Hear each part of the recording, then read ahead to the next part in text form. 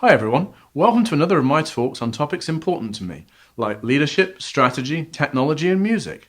And thanks for watching. Cybercrime and identity theft continue to be a critical everyday threat, so today I want to explore how important it is to have strong security on your online accounts and how easy it can be to take steps to protect yourself. We'll be focusing on security for individuals and families rather than businesses, as these concepts are broadly understood in the corporate world. This episode is called Protecting Your Digital Identity.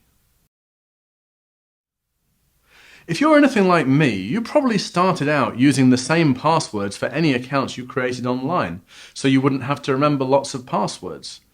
That might have been okay in the early days of the internet, when all we were trying to protect was our email account or maybe a personal website.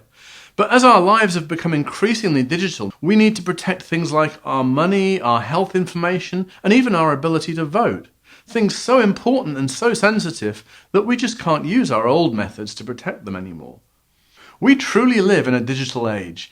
It's easy to use technology to do things like book a holiday, fill a prescription, pay a bill, order some clothes, or even find your perfect date. We sometimes forget the relative complexity of the pre-digital age, where to plan a trip we'd visit the AAA store and a real person would use a highlighter to draw a route on our physical map. Today, we simply hop into a car, enter the destination on the sat-nav or on an app on our phone, and let the car guide us to wherever we need to be, even telling us when and where to get gas.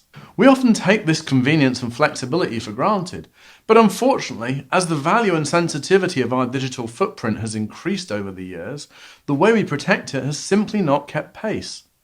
A survey by Google taken in 2019 in partnership with the Harris Poll showed that around 2/3 of people use the same password for more than one account.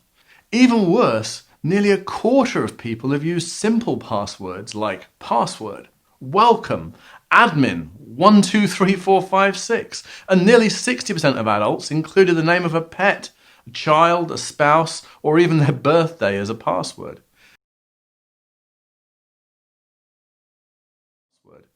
Is using the same password really such a bad idea? Well, if we use the same username and password, which are collectively known as credentials, across all our accounts, then whenever any single one is compromised, they all are. Let's say, for example, that we use the same credentials for our grocery store account as we do for our bank account. If the grocery store systems were to get hacked, then the hackers who managed to compromise that grocery store could potentially use our compromised credentials to get access to our bank account too. Now, you may be thinking that it's unlikely that those hackers would know which bank we used, so wouldn't know where to use our credentials. But in fact, they don't necessarily need to know where to use them. There's a whole industry built around exploiting this kind of information. Many hackers steal personal information and credentials and resell them on the dark web, which is a part of the internet not visible to search engines and often used for dubious or criminal activities. It's quite common for hackers to sell and buy batches of compromised credentials this way. And there are even toolkits for sale that allow them to use these credentials in an automated way across many different sites. To speed up this process, they can even rent computing time from large botnets, which are networks of compromised computers out there in the wild, under the control of other hackers. If we use a different password for each site, then the only thing that is compromised when those credentials are stolen is that site. Using unique passwords limits the potential of fallout of a password being stolen. It limits the blast radius of a security compromise. Clearly, it makes sense that we should not reuse credentials across different websites or applications, but that means that we have to keep track of credentials for each and every site, as many as 70 to 90 according to that same Google study.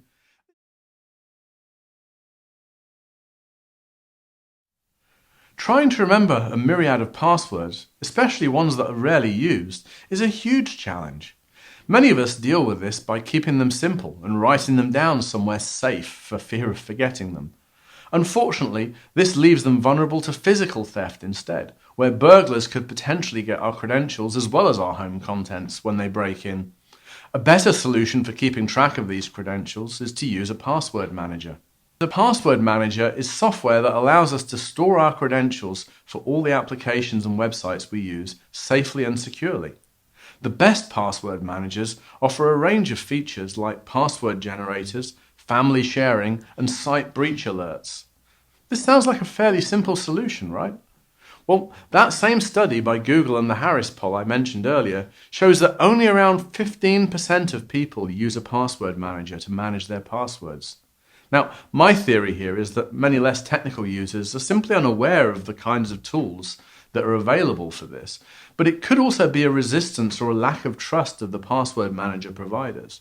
After all, it would seem that we would be handing over all of our passwords to a third party and trusting them with our most sensitive data. So, how safe are password managers? Well, all serious password manager tools use strong encryption to protect our credentials and can only be unlocked by a secret known only by us, which means that even the service provider cannot access our passwords. This is inherently more secure than keeping track of our credentials by writing them on a piece of paper, something that the same Google study showed over 1/3 of people do. It is worth noting that brute force attacks, where every possible combination is tried, could technically break through pretty much any encryption given enough time and computing power. However, if we use something like 1Password, which uses AES 256-bit encryption, it would take many trillions of years to try every possible combination key to break into our vault, even using a supercomputer or the combined processing power of 2 billion high-end PCs, which makes it effectively impossible to crack with current technology.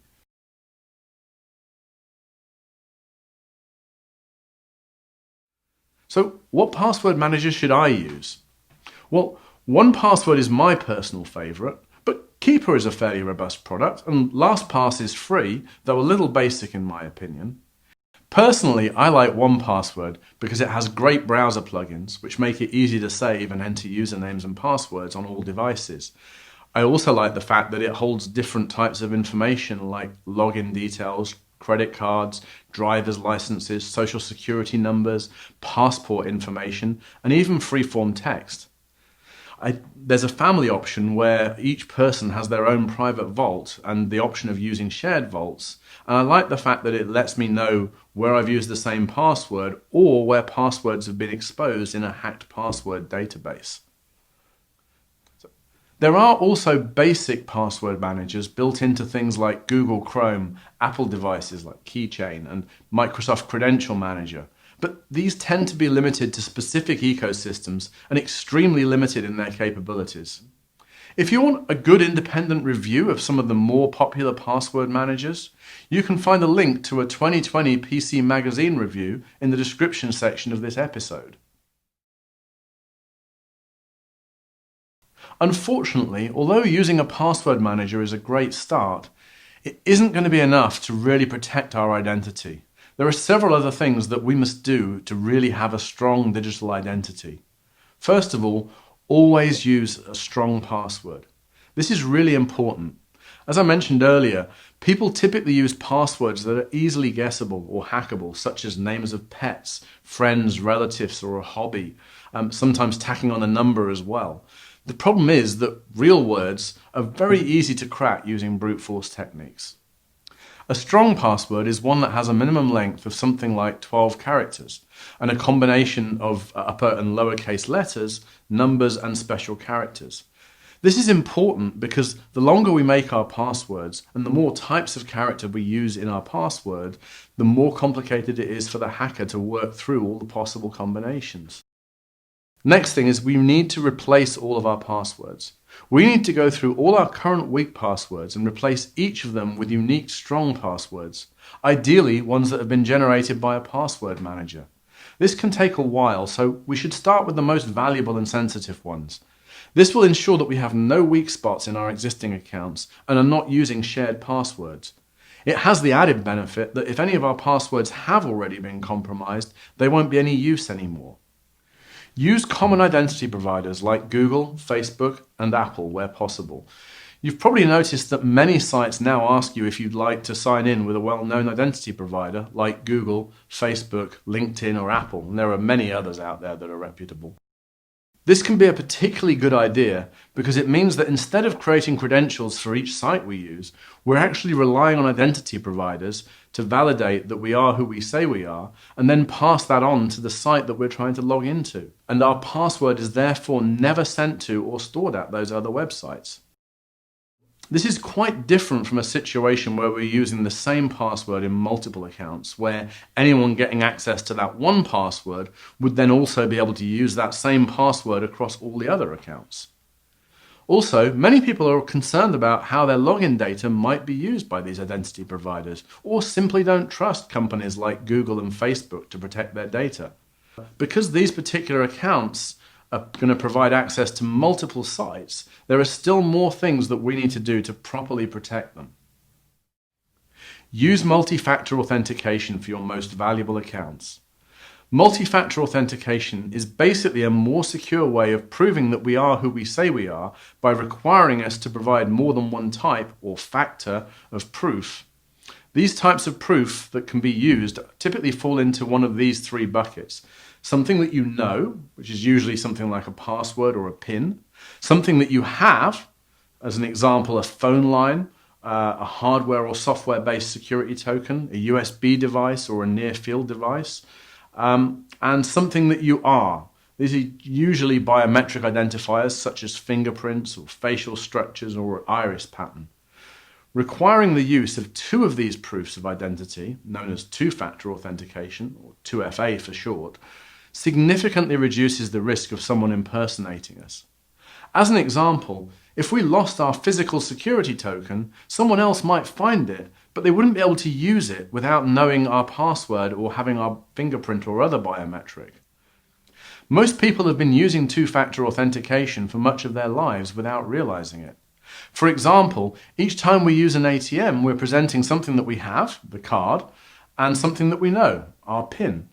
This is especially important for any sensitive accounts, including bank accounts, government IDs like driver's licenses and passports, social media accounts, and any account that can be used to access more than one other account.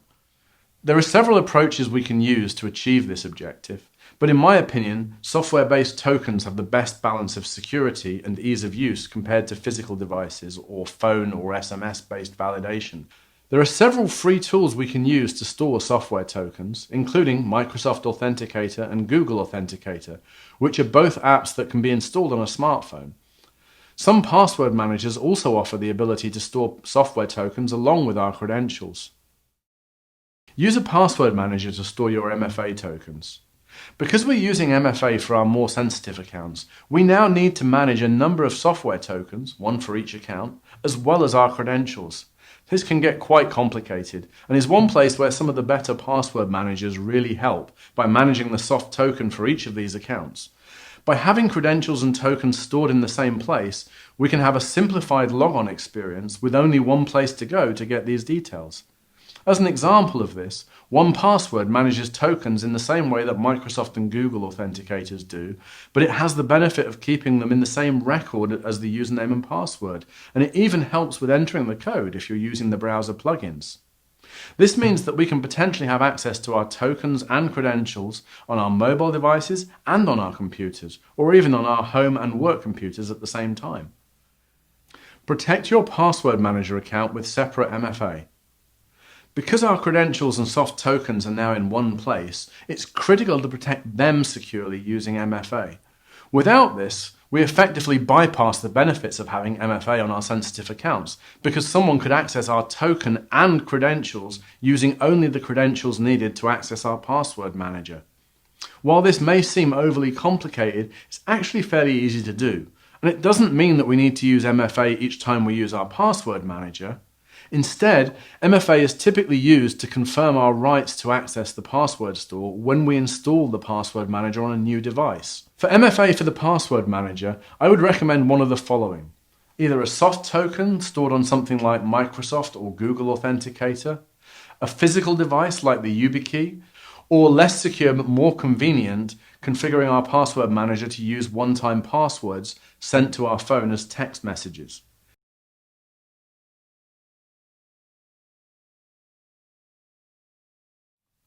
So in summary, If we use all of these recommended steps, our security posture will be much higher than most people's, making us harder targets for hackers to attack. As we can see, there's a lot we can do to protect our digital identity and therefore many aspects of our online lives. If all this seems a bit overwhelming, I would recommend that you start by using MFA for your more sensitive accounts, as this one action will have the most significant impact on protecting you. What are your thoughts on this topic? I'd love to hear from you. Do you have a preferred password manager? Have you had your credentials compromised in the past? Do you already use MFA for some of your accounts? Please get in touch and let me know, but do make sure not to include any sensitive information. Check back regularly for more on this and other topics that are important to me. And if you want to know more about me, please visit my website at garethbarr.com or check out my YouTube and Anchor channels. Thank you.